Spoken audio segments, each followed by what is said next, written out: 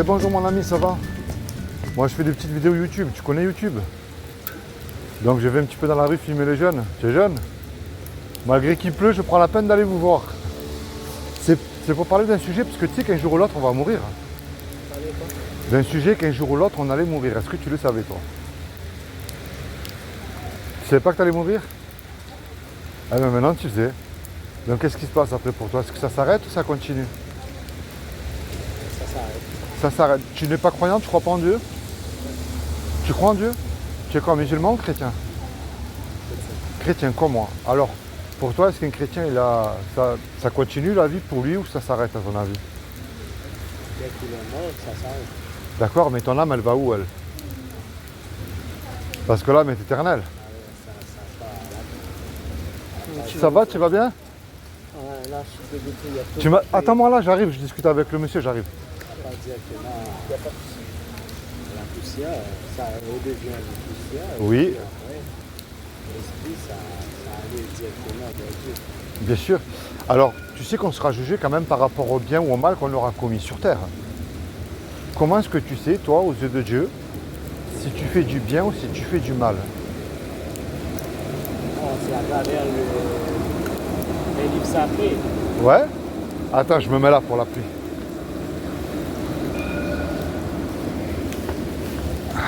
Donc, comment est-ce que tu sais alors si tu fais du bien ou du mal? Sur quoi est-ce que tu te bases? Tu m'as dit ce livre sacré, donc sur la Bible. Donc on va voir. Tu connais la loi des 10 commandements? Ouais. Cette loi, elle définit en fait aux yeux de Dieu si on est quelqu'un de bien ou de mal. Et je ne te juge pas parce que moi j'ai cassé toutes les lois, je suis même allé jusqu'en prison. Je te rassure aussi, je ne remplis ni les églises, ni une secte, ni rien de tout ça. Comme ça, c'est annoncé d'avance aussi. Il y a un commandement qui dit tu ne mentiras pas. Est-ce que dans ta vie, ça t'est déjà arrivé de dire un mensonge? Moi aussi, celui qui dit qu'il n'a pas menti une fois, déjà, c'est un menteur. Et même pour faire du bien, hein. Il y en a un qui dit tu ne voleras point. Est-ce que dans ta vie, ça t'est déjà arrivé de prendre quelque chose qui n'est pas à toi? Moi aussi. Il y en a un qui dit aussi tu honoreras toujours tes parents. Est-ce que tu es sûr que tu les as toujours honorés, tes parents? Pas forcément. Moi aussi. Il y en a un qui dit tu ne commettras point d'adultère. Mais Jésus a dit quiconque, c'est-à-dire toi ou moi ou le voisin, qui a regardé un homme ou une femme avec un désir charnel, on a déjà commis un adultère dans notre cœur. Ça t'est arrivé aussi. Comme tout le monde, hein. T'as jamais regardé une image qu'il ne fallait pas? Bon. Et un dernier, un commandement qui dit tu mettras toujours Dieu lui en premier dans ton cœur.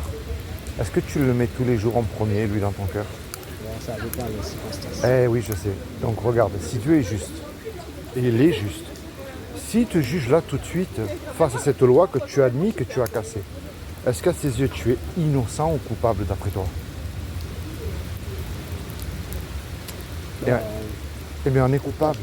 Et oui, on mérite l'enfer. Et ça c'est terrible parce que c'est un endroit où il y aura des regrets éternels et des vers qui ne meurent point. Et moi je ne vais pas te voir là en bas, hein, je préfère te voir en haut. Hein. Je te connais pas mais je te donne rendez-vous là-haut quand même. Hein. Maintenant il y a quand même une bonne nouvelle et c'est ça que je t'emmène demain matin malgré le mauvais temps qu'il fait. Tu sais que Dieu est un créateur. Un créateur il aime ce qu'il crée. Un footballeur, il aime son ballon et ses matchs. Un musicien il aime sa musique aussi. Et Dieu c'est pareil, il ne veut pas nous y envoyer en enfer, malgré que ça reste le péché qui nous éloigne de Dieu, et puis qui nous y envoie en enfer aussi. Est-ce que tu sais ce que Dieu a fait pour toi il y a 2000 ans pour t'éviter justement d'y aller en enfer?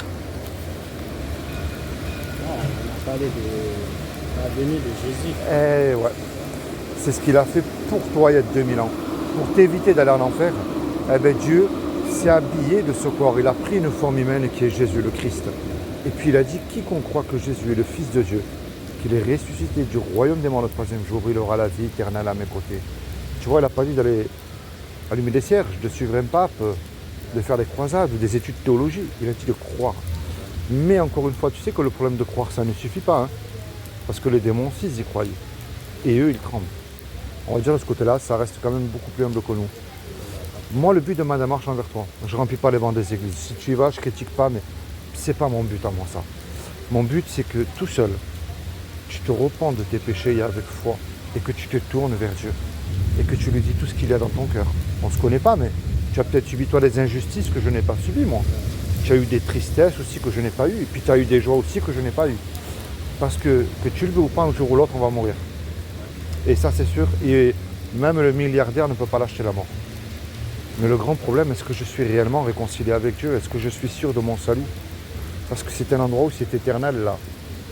C'est pas comme si que tu fais 20 ans de prison, puis tu sors des textes fait ta peine. La clé, c'est la repentance et avec foi, et tu te tournes vers Jésus. Et tu lui dis, quel est ce farfelu là qui est venu, qui m'a parlé. Moi je peux prier pour toi, mais le reste je peux pas le faire à ta place. Tu comprends? Et imagine tous les deux là on fait un braquage. Et on se fait serrer et on passe devant le tribunal.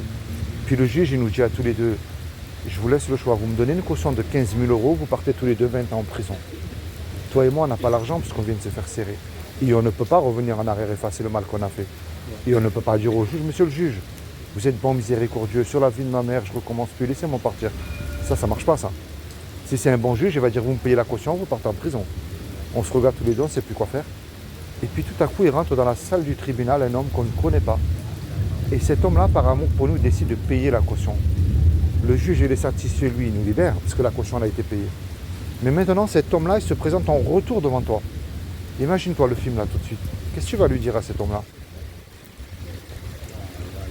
On va lui remercier. Forcément, s'il va te demander un service, j'imagine bien que tu vas lui rendre aussi. Est-ce que tu vois c'est quoi l'image que je viens de te donner là? C'est ce que Jésus a fait pour toi sur la croix il y a 2000 ans. Et moi je t'encourage à faire une chose mon ami, à lire la Bible et à la mettre en pratique. Est-ce que tu as une Bible? Eh bien lis, mets-la en pratique, d'accord? Je te laisse te souvenir de moi, c'est pas une Bible puisque tu en as une. C'est juste un petit livret, c'est pas grand chose. Je te remercie aussi pour les quelques minutes, c'est super sympa de ta part.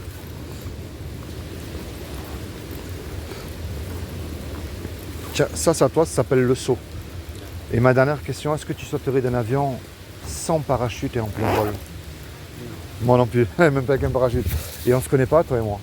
C'est comment ton prénom? C'est Jean. Jean, en plus Jean, tu vois. C'était l'un des apôtres que Jésus aimait.